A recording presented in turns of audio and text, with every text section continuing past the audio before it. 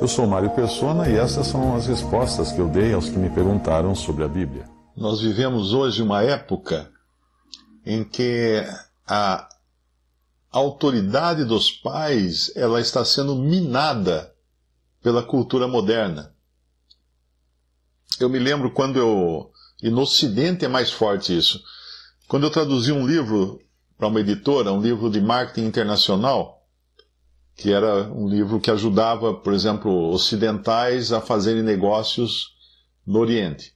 Então lá eles ensinavam todas as diferenças que existem, e uma das diferenças grandes que tem no Oriente e no Ocidente é o respeito aos mais velhos. Então tinha uma foto de uma propaganda da Microsoft, quando a Microsoft lançou o Office, eles publicaram em todos os jornais e revistas, essa era uma foto grande, que mostrava assim, como se estivesse anoitecendo, é tirada de fora de um prédio, tem uma janela do prédio toda envidraçada, e de fora dá para ver o pessoal trabalhando, todos os jovens, né, trabalhando nos seus computadores dentro da sala. Então a mesma foto foi produzida para o Ocidente e para o Japão, e para o Oriente. Na foto do Ocidente estavam todos os jovens trabalhando, normal, né? Na foto que foi publicada nas revistas e jornais do Japão, era a mesma foto, claro que as pessoas eram todas japonesas, né? Todos orientais, mas no fundo da sala tinha um senhor grisalho olhando a turma trabalhando. Porque lá existe essa noção de que tem que existir um ancião presente para colocar ordem, para colocar autoridade nas coisas.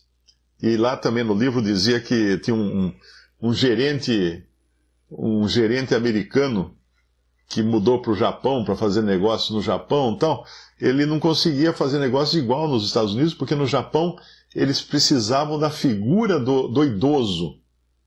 Da figura do idoso. Isso faz parte da cultura japonesa. Agora o Ocidente está desprezando completamente a Bíblia, né? Desprezando completamente, dando autoridade para crianças.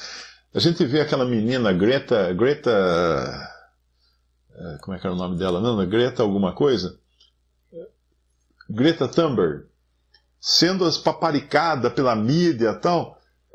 Cara, é uma menina, ela não tem autoridade para falar as coisas relacionadas ao mundo, a sistemas do mundo, a governos, ela não tem autoridade. Quando dão, é que nem você pegar o seu time de futebol no campeonato, na Copa do Mundo, o Brasil levar lá o time do Brasil, né, a seleção brasileira, e lá tira aquela foto, geralmente tem 2 ou 3 mascotes, né? Aqueles menininhos segurando uma bola na foto, na frente. Aí começar o jogo, o treinador fala assim, não, põe os meninos no campo. Põe os meninos no campo. Loucura! Vai perder o jogo. Os meninos não são jogadores, não têm experiência. Eles são mascotes para sair na foto, só isso. Talvez saibam bater bola com outros meninos, mas eles não têm estatura para defender o país no campo numa competição mundial. Então, o que estão fazendo hoje, dando autoridade para crianças, a Bíblia mostra exemplos claros de erro nisso. Tem uns versículos que eu queria ler aqui, por exemplo, Levítico 19, versículo 32. Isso fala da autoridade, né, dos velhos e dos costumes também que devem ser respeitados dentro da sociedade. Aqui era numa sociedade mais antiga, mas esses costumes não mudam. Eu hoje vi uma foto, colocaram 2 fotos comparando, né? Tem o sheik do país oriental lá, que o presidente foi visitar, e olha como é interessante, eu aprendi isso nesse livro que eu traduzi para essa editora, de marketing internacional. Tem uma foto do governador de São Paulo sendo recebido pelo sheik, pela alta autoridade do país árabe. Então você vê na foto que o sheik está sentado com aquela roupa comprida, né? Mas com as pernas abertas. Com as pernas abertas. Porque essa é a maneira de sentar lá. Porque demonstra o quê? Masculinidade. E do lado dele, conversando com ele, está o governador de São Paulo, com as pernas cruzadas e o pé apontado para o sheik. Isso é uma ofensa num país árabe, porque você está mostrando a sola do seu sapato para o seu interlocutor. E lá não pode mostrar a sola do sapato para ninguém. É como xingar a mãe do cara. Tanto é que quando tem comício político lá, e o pessoal está descontente com o candidato, eles tiram o sapato e levantam e mostram a sola do sapato. Eles não gritam palavrão, eles mostram a sola do sapato. Isso já entendeu que eles estão xingando. Aí puseram uma foto hoje do encontro do presidente do Brasil hoje com o mesmo sheik. Eu acho que é Dubai, se não me engano, que ele está, né? E está a mesma foto, a mesma sala, o sheik sentado com as pernas abertas assim, né? E o presidente do Brasil também sentado com as pernas abertas. E a mocinha tradutora sentada com as pernas fechadas. Porque ali naquela cultura, que é uma cultura bastante masculinizada, não é? Essa é a maneira respeitosa de se comportar. Agora, qual a maneira respeitosa na Bíblia de se comportar? Reconhecer a autoridade dos mais velhos. Então, lá em Levítico, capítulo 19, versículo 32... diante das cãs te levantarás. Cãs são isso aqui que eu consegui depois de muitos anos, cabelos brancos, né? Cãs significa cabelos brancos. Diante das cãs te levantarás, e honrarás a face do velho, e terás temor do teu Deus. Eu sou o Senhor. Levítico 19, 32. Essa é a maneira bíblica de respeitar os mais velhos. Lá em Provérbios, um outro versículo agora, Provérbios 20, versículo 29, diz assim: o ornato dos jovens, ou seja, a beleza dos jovens, o que orna, o que embeleza os jovens, é a sua força. E a beleza dos velhos, as cãs. Por quê? Porque a experiência é sinal de experiência. Os jovens, a força é o que mostra o vigor deles, né? Que é o que é respeitável. Mas os velhos é a experiência. E quando falamos de filhos e de pais, os filhos têm que obedecer aos pais, porque os pais são mais experientes. Simples assim. E num país onde 40%, eu acho, dos lares são de pais fujões, pai homem, fujão, tem muitas mães que têm que carregar o piano. Então ela tem que fazer o papel de pai e mãe. E uma mãe cristã, numa situação dessa, ela não deixa de ter autoridade também por ser mais experiente do que o filho. Então o filho tem que também se sujeitar à sua mãe. Se ele é filho de uma mãe solteira, ou de uma mãe divorciada, ou de uma mãe sozinha, de qualquer maneira, ele tem que respeitar. Porque ela é mais velha. Ela é mais velha. Devemos respeitar os mais velhos, sempre.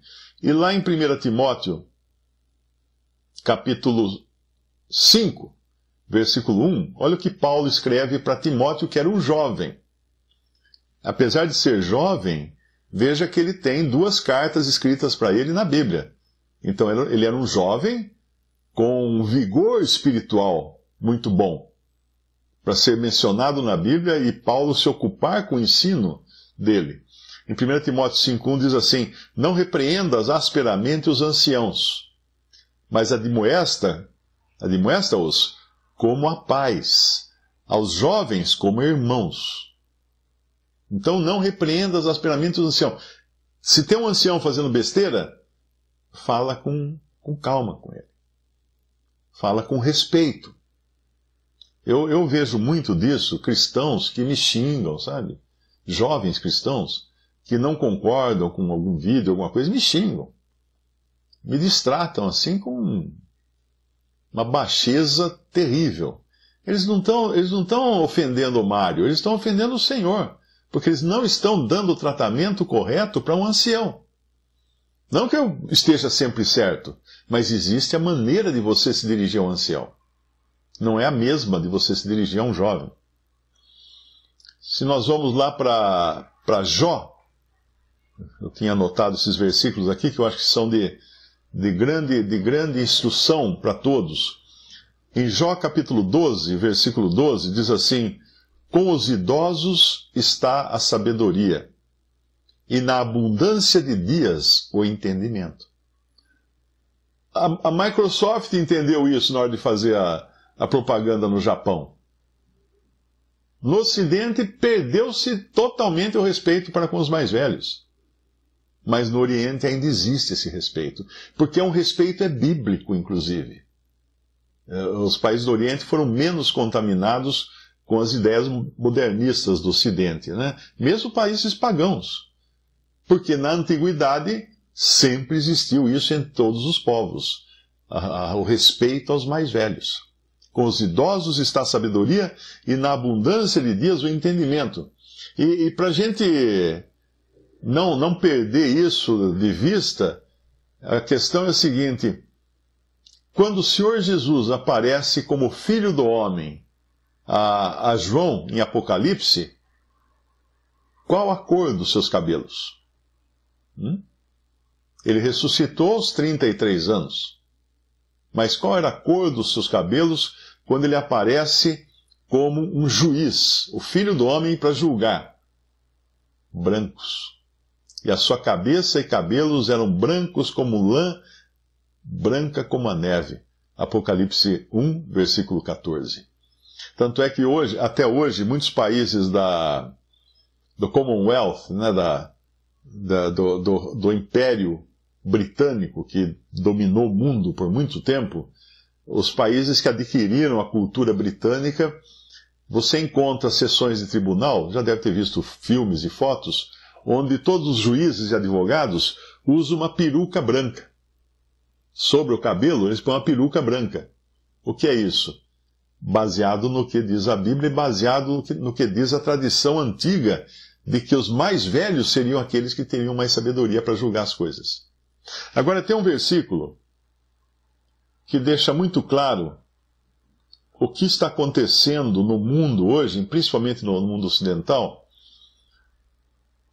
que está em Isaías. Isaías capítulo 2 vai falar da ruína de Israel, da sua derrocada, né? Como tudo virou foi esculhambado nas ordens que Deus deu a Israel, perderam totalmente o pé. E aí no capítulo 3, no versículo 1, ele diz assim: Eis que o Senhor dos exércitos, tirará de Jerusalém e de Judá o sustento e o apoio. Isso é juízo que Deus ia trair sobre Israel. O poderoso e o homem de guerra, o juiz e o profeta, e o adivinho, e o ancião, o capitão de 50, e o homem respeitável, e o conselheiro, e o sábio entre os artífices, e o eloquente orador. Então é como se Deus passasse uma rapa na classe governante que saberia julgar os problemas de Israel. Ele tira tudo, porque não estava adiantando nada. Eles estavam vivendo da maneira que eles queriam. E o que diz em seguida? O que o Senhor iria dar a eles? E dar-lhes-ei meninos por príncipes, e crianças governarão sobre eles. Isso é um juízo. Isso não é uma coisa legal. Fala assim: olha que bonito, agora a Greta vai ser nossa presidente, o Joãozinho ali vai ser o vice, e não sei o quê. Não. Isso era juízo. Entregar o governo de Israel para crianças era Deus dizendo o seguinte para eles: agora vocês vão ver o que é bom para tosse. Vocês não andaram direito, não respeitaram a minha lei. Está aí, ó. Dar-lhe-eis meninos por príncipes, crianças governarão sobre eles, e o povo será oprimido. Um será contra o outro, e cada um contra o seu próximo. O menino se atreverá contra o ancião, e o vil contra o nobre. Quando alguém pegar de seu irmão na casa de seu pai, dizendo: tu tens roupa, sê nosso governador, e toma sob a tua mão esta ruína. Os opressores do meu povo são crianças, e mulheres dominam sobre ele. Ah, povo meu, os que te guiam te enganam, e destroem o caminho das tuas veredas. Isso aí está em Isaías capítulo 3, dos versículos 1 ao 6, e também no final, o versículo 12. Então, essa é a condição de uma nação que já estava na rampa, né, despencando, e Deus dá a elas, a essa nação, então, um juízo que era serem governados por crianças. Então, quando você inverte numa família, inverte o papel e os filhos mandam nos pais, que pode dar na vida esses filhos? Eu me lembro que em casa, meus pais não eram rigorosos assim de espancar, né? A gente respeitava, porque meu pai e minha mãe, quando olhavam, a gente já sabia, não precisava nem falar mais nada. Tinha respeito, existia autoridade, existia respeito, existia no olhar, como fala lá no Salmo, eu vos guiarei com o meu olhar, né, para não serem como o cavalo ou como a mula que precisa de freio. Existia isso em casa. Raramente eu apanhei dos meus pais. Apanhei. Eu lembro de ter que correr e a cinta cantando atrás, né? Da minha mãe também. Mas eles foram muito mais sábios do que espancadores. Então, muitas vezes, eles explicavam de uma maneira que a gente entendia. E eles também colocavam respeito pelo modo de vida deles. Eles viviam uma vida para os filhos, para a família, e a gente via isso, claro, a gente sabia disso. Eles faziam sacrifícios, tirava da boca para dar para o filho. Meu pai falava que gostava, quando tinha frango, naquele tempo não existia frango de pedaço, né? Você comprava a galinha, depenava a galinha, assava a galinha, e aí punha na mesa. Claro que as melhores partes eram primeiro o peito, que todo mundo queria o peito, né? Que era a carne mais molinha, mais gostosa. Depois as coxas e a sobrecoxa. E depois ficava a carcaça. E meu pai sempre falava, e eu não entendia na época, ou seja, ele sempre falava assim, nossa, eu gosto da carcaça, eu gosto do curanchinho, o rabinho do frango, eu gosto dessa parte, eu gosto do pescoço, pescoço é uma delícia. Na época, eu acreditava que era verdade. Hoje eu entendo que ele estava deixando os melhores pedaços para os filhos. Era isso que ele fazia. Ele comia a carcaça, ele comia o pescoço, comia o curanchinho, para que a gente tivesse o peito e as coxas e as carnes nobres do frango. Então eles sempre deixaram isso, ensinaram pela atitude, ensinaram pelo exemplo, porque os filhos acabam observando essas coisas. Dos pais fazerem economia para poder pôr um filho numa escola, ou comprar material escolar, e não ficar comprando uísque importado, essas coisas. Que os amigos do meu pai compravam. Tudo que era uísque importado, tudo que era coisa mais cara e tal. Então, isso aí os filhos percebem.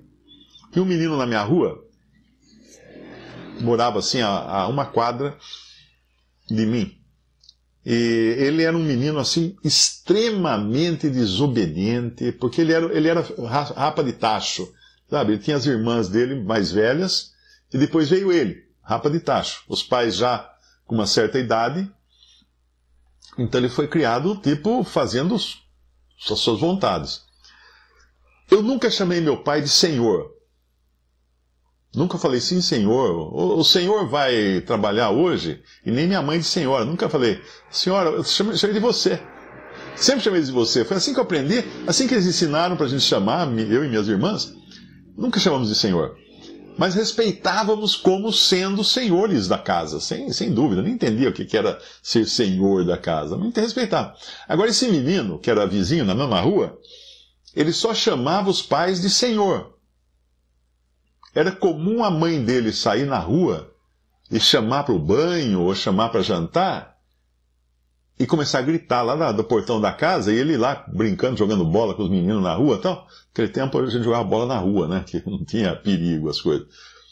Aí a gente escutava assim, a mãe, vem jantar, tá na hora de jantar. Eu não vou não, sua filha disso. Aí o moleque começava a xingar a mãe de todo o cardápio de palavrões.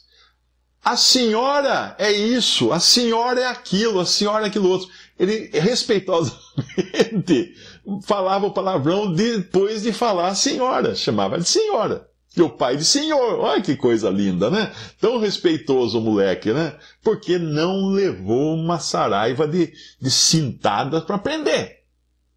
E cresceu, não deu nada na vida. Não deu nada na vida. Porque realmente a Bíblia está certa. A Bíblia está certa. Nós somos todos errados. A palavra de Deus é certa. Não adianta querer discutir com ela. A palavra de Deus é onde nós encontramos a sabedoria para a nossa vida e para a vida dos nossos filhos também. Visite respondi.com.br. Adquira os livros ou baixe e-books. Visite 3minutos.net. Baixe o aplicativo.